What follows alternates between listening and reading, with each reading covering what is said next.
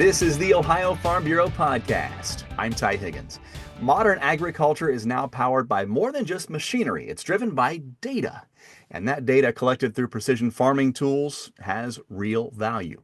Find out more about the use of data in today's agriculture on this Ohio Farm Bureau podcast. Plus, results of a recent survey showed drivers have a common belief that congested city streets are more treacherous than rural routes. Find out how the data tells a different story and what Nationwide is doing to make rural roads safer. That's all coming up after this. At Ag Credit, our loan officers take the time to understand each operation, its needs, and offer the unique financing solutions it deserves. Whether your needs include financing for equipment, livestock, inputs, farm improvements, real estate, or your home, we've got you covered. With a company vision to inspire growth in agriculture and our rural communities, our team members aren't just lenders. They take an active role in their community and are advocates for agriculture. To apply online or find the location nearest you, visit us at agcredit.net. Ag Credit, committed to agriculture, committed to you. When it's their turn, running the farm will be different. Technology will keep evolving. Global demand will keep increasing. That's why we're here, to keep building a better, brighter future for the next generation of Ohio farmers.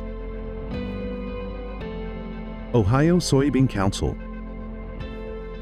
Invested in your future. A lot of things have changed over the years in agriculture. It was a little while ago, but it doesn't seem like that long ago that most of our data was measured in bushels, acres, and dollars. That has changed quite a bit now with modern agriculture. And we cover that in the brand new Our Ohio magazine about agriculture and the law, with that handsome devil who joins us on the podcast, Dr. John Fulton, a professor in the College of Food, Ag, and Environmental Sciences, Department of Food, Agricultural, and Biological Engineering. Dr. Fulton, welcome to the podcast. Thanks, Ty. It's a pleasure to be here and appreciate the opportunity. So data, it's a double-edged sword, right? And we'll talk about both sides of that sword as we have this conversation. But what types of decisions on the farm are being made now with the use of data? Well, let's maybe define a little bit on the data front real quick. But when we talk about data, there's a swath of data, right? Anything from financials to marketing, et cetera. The data that we tend to start to really focus on is that kind of field or subfield level data that's being collected through machines and technology today, which is a pretty high volume today in some of these new machines. So when we think about what decisions are being made, there's definitely seeding decisions, fertility decisions. You also see subfield decisions being made in terms of drainage, maybe conservation practices that could be integrated in for certain parts of the field. So there's a variety of inputs and practices that are being evaluated, if not informed by data today. So what are the benefits of using data on the farm? Well, today, with this volume of data that I mentioned that comes in, to the question always comes up, well, how do I use that data? Well, that's a great question, and whether it's yourself or your trusted consultants, you can begin to really evaluate risks. I mean, I look at today and think about the very tight margins farmers are operating on here in Ohio. And as we look to manage variable costs, things like fertility, the seeding, machinery costs, things of that nature, I know that data becomes very valuable in evaluating, decisions whether to do or not to do certain things on the farm, but managing risk, managing cost. And I'll tell you that, using data makes you a lot more efficient as well across the farm operation. Of course, questions come up about the ownership of data, the sharing of data, who has access to it, the security of it. What types of questions? I know we've come a long way since we started having these conversations a few years ago, but are there still concerns out there about it?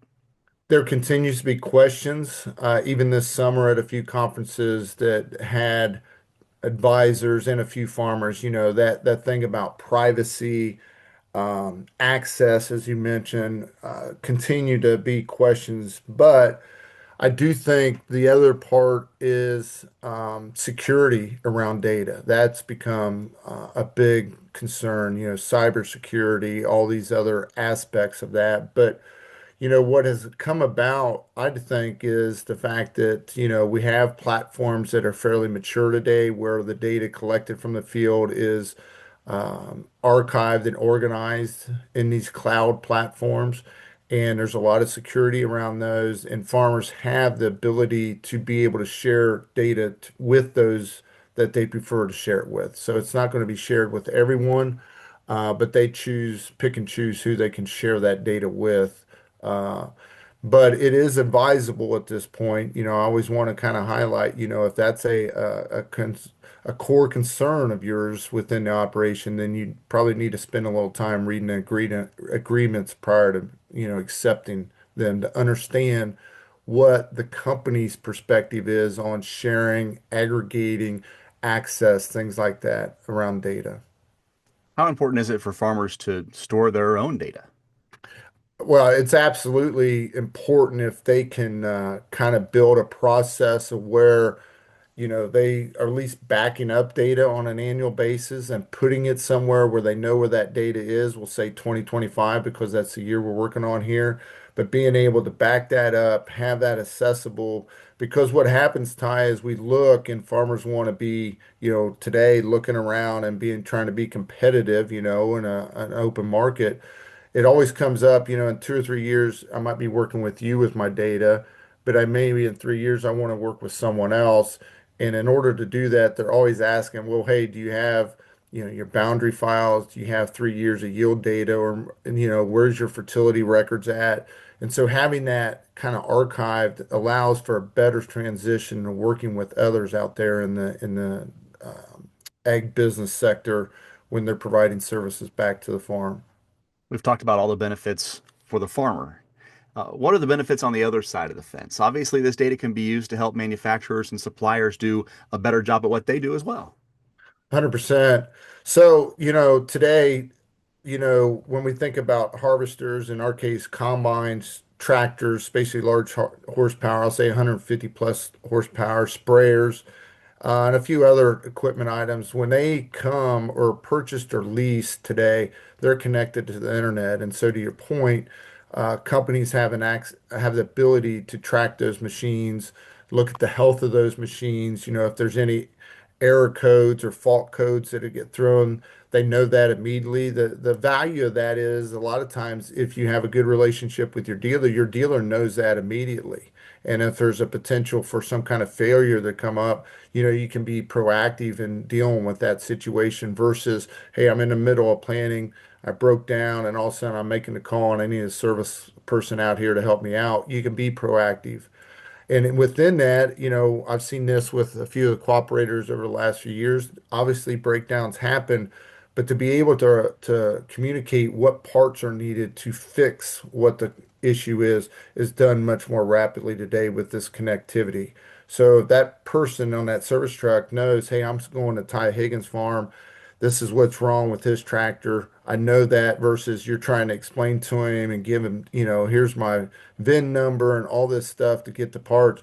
That stuff's already available. And so there's this efficiency part of being prepared. So when the service guy comes, they have the parts, they can get you fixed and up and coming. So lastly, I'll tell you is as issues come up, and so as a company sees, you know, fault codes or breakdowns that consistently happen, to bring that back through the engineering happens fairly immediately today.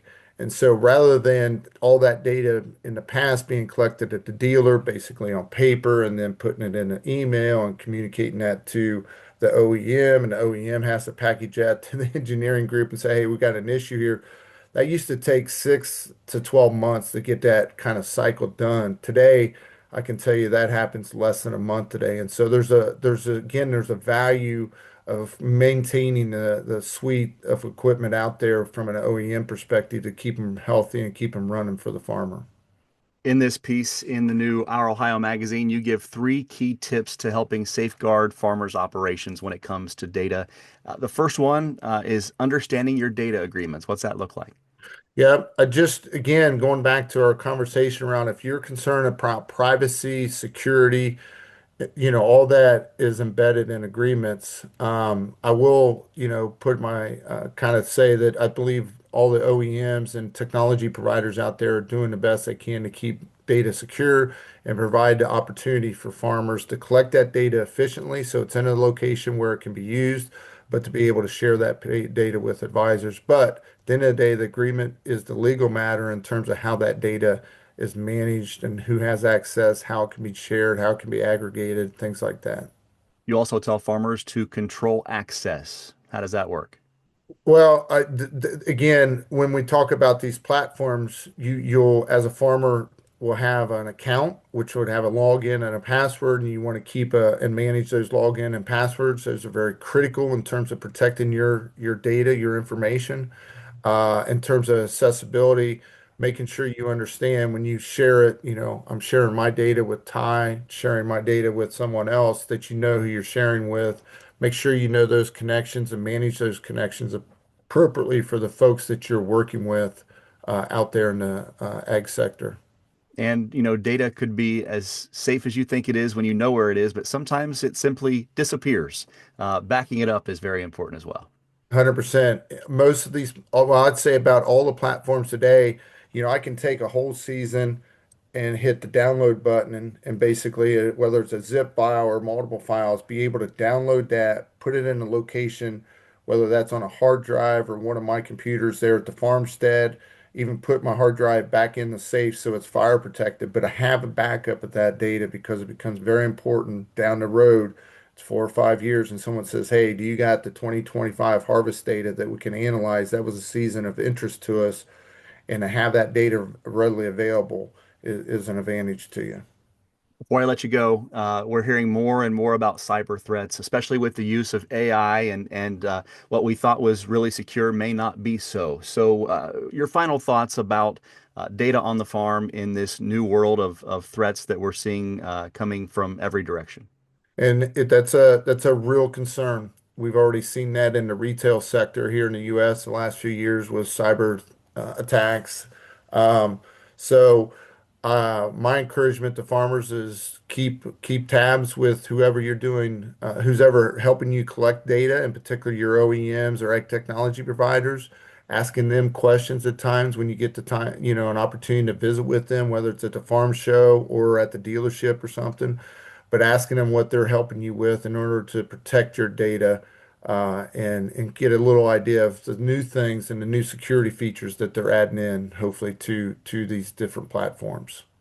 Dr. John Fulton, a professor in the College of Food, Agricultural, and Environmental Sciences, Department of Food, Agricultural, and Biological Engineering, our guest on the podcast. Always great to see you, and thanks for your time. You too. Thanks, Ty. As the nation's #1 insurer of farms and farm families, Nationwide has long been a reliable resource for rural America. And while the current surge of data, technology, and globalization promises incredible growth potential, each new opportunity is shadowed by rising threats like security breaches, GMO contamination, and supply chain failures. This business is about adapting. It demands a protector just as forward-minded. It demands Nationwide. Sometimes out here, you have to speak loudly. Our voice alone may not have as much impact as we would like. But my voice? And my voice can be heard and influential through membership in Ohio Farm Bureau. My voice, along with tens of thousands of Ohioans, makes a difference when it comes to legislation, regulation, or litigation that can be positive or potentially harmful to those of us in the agriculture community. Become a member today at ohiofarmbureau.org. Because there is strength and members.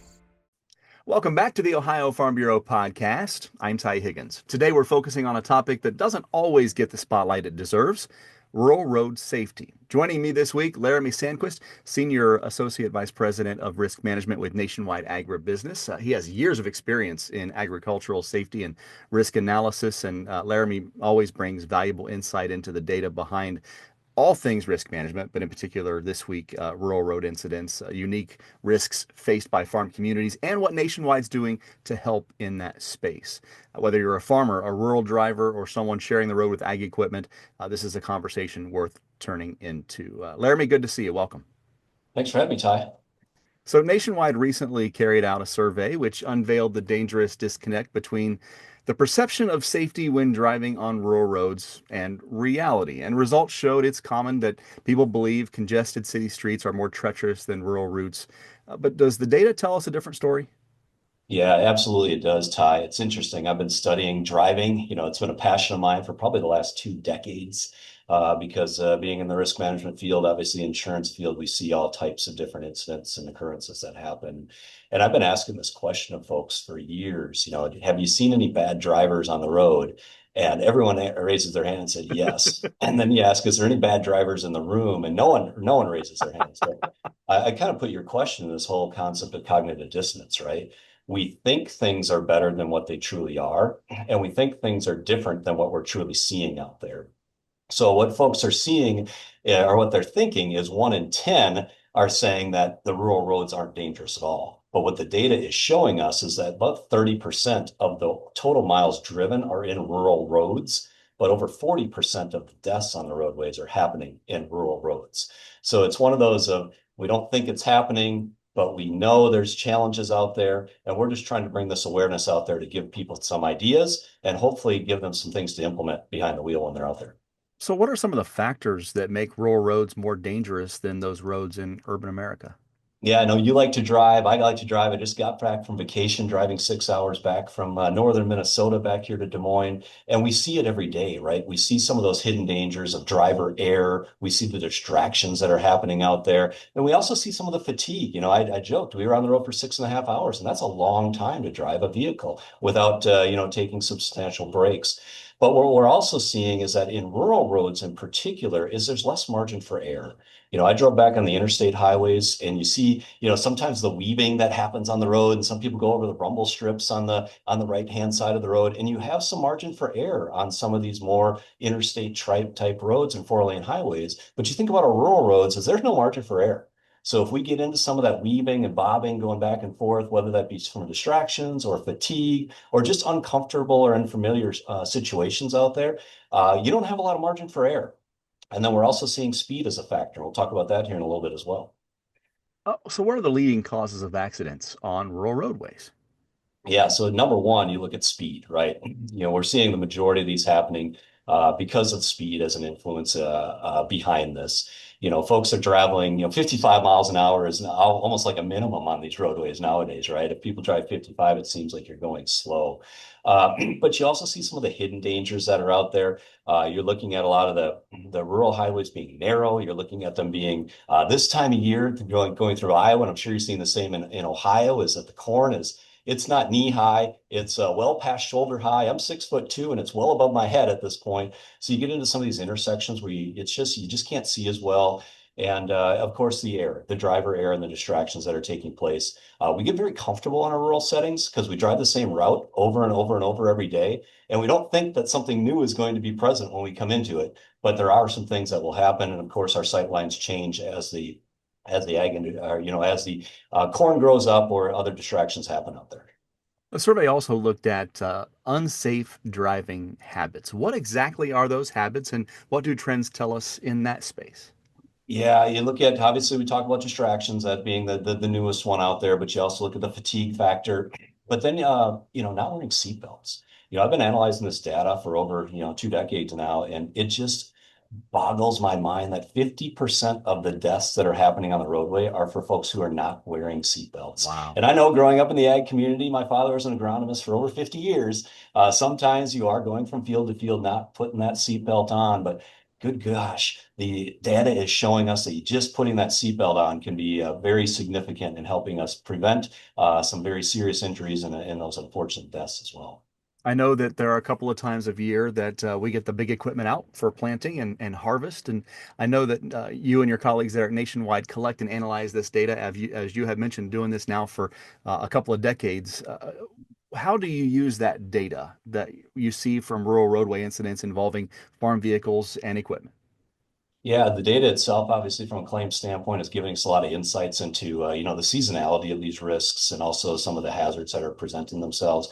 And some of the data will change over time as well. We have the historical things from the seasonality of the equipment being on the roads, but now you start introducing ATVs and UTVs on the roadways. In some states, they're actually legal to drive on the public highways. I think we're seeing, obviously an increase in that since the COVID era and a lot more people using those on highways. But we're also seeing, just more of a fitness mentality too that I think folks don't understand as well. And when I drive the rural roads, I see a lot of people out there riding bicycles, a lot of people exercising, running and walking and things like that just present a different type of risk that may not have been there in the past. So just that awareness piece and making sure that we're always paying attention because some of these things happen in the blink of an eye and we just don't recognize the things that are outside of our line of sight. So be sure when we're out there, we know we're sharing the road with others and we have to be aware of who's out there. You and I talk an awful lot about risk management. It's in your title there at Nationwide. So what are some of the key safety initiatives that Nationwide's currently involved in to improve rural road safety? Yeah, when you look at the initiative we rolled out just last year, Drive the Five, I mean, those concepts still hit today with D being the distraction free, R being the rested and aware, the I being not under the influence, the V being having that vehicle maintained to make sure it's in proper operating condition. And then, of course, the E being probably the biggest catch-all, the environment that we're driving in, make sure that we're continually aware. Those things still hold true today. They held true probably 2 decades ago that those were the most important things. And even today, those continue to move forward as our main factors. So I just encourage folks as they're thinking through their pre-trip inspection or just their pre-trip checklist in their mind of thinking, okay, can I get through this route distraction free? Am I rested and aware and making sure that I'm able to do this route, in the appropriate manner? What does the vehicle maintenance look like? All those little things on the checklist, just whether you're doing it, the front of your mind or maybe in the back of your mind, just making sure that we're ready and prepared to make that trip. No doubt a lot of viewers and listeners are rural drivers. What advice would you have for them, especially those that are operating or driving near that farm equipment during certain times of year? How do they stay safe out there on the road all year long? Yeah, first and foremost, just take it seriously, right? We're driving a lot of times in the rural areas, upwards of a 6, 7, 8, 10,000 pound unit, sometimes a lot bigger than that, depending on what they're driving out there. What the claims data will show us in the National Highway Transportation Safety Administration data will show us is that in the rural community, the larger trucks and the pickup trucks are the ones that are getting in the most fatal accidents. So making sure that we just checking out the equipment before we're going out there. But then I just always say, just plan your route, plan your trip, plan your day, know what you're going to do, because if we're not planning, unfortunately, that's when those distractions kick in. That's when you're, checking the map on your phone, or you're checking the directions on your phone, or you may have to make a phone call to someone to verify something. I always use these 5 Ps of life, and I kind of jokingly say it to our team, but it's prior preparation prevents poor performance. And I think those 5 Ps have anything you do in life, those 5 Ps can help out. But I think those lead to a lot of the downward trajectory of some of these. Everyone knows how to drive, right? Everyone knows how to do it safely, but we don't always put that all together in one, right? It goes back to that main question I always ask. Are there any bad drivers in the room? No hands go up, but have you seen a bad driver on the road in the last 24 hours? A lot of times all hands go up. So let's just make sure that we are not that bad driver and we're taking the steps to make sure that we aren't in that category. I've got a 6th P. How about please buckle up? That is pretty good advice for everyone listening and watching right now when it comes to rural road safety. Larry Sandquist with Nationwide Agribusiness, sharing both sobering data and inspiring action on the issue of road safety. Larry, always great to see you. Thank you. Thanks a lot, Ty. Find previous podcasts at ohiofarmbureau.org and search podcast.